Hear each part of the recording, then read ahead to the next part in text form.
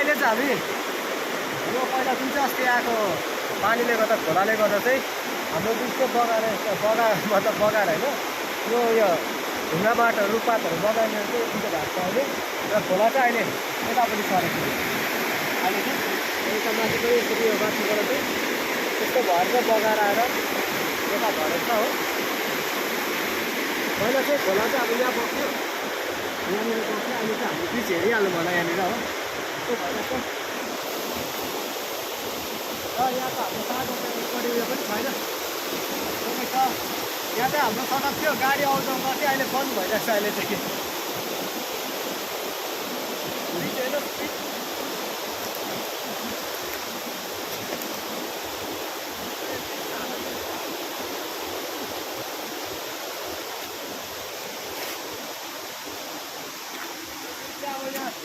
अहिले पानी चाहिँ छैन यहाँ अहिले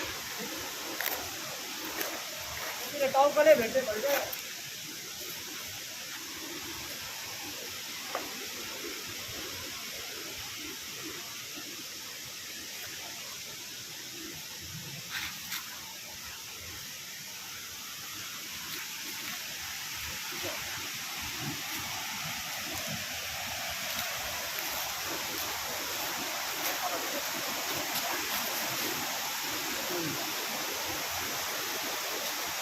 यहाँ चाहिँ यस्तो भएको छ हाम्रो चाहिँ अहिले डल्लै पहिला खोला यता थियो अहिले यता भएको हो।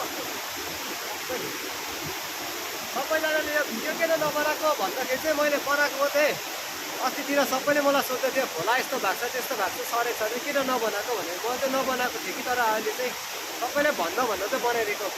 ल हेर्नुहोस् है कतिजनाले मलाई भन्दा चाहिँ सबैजनाले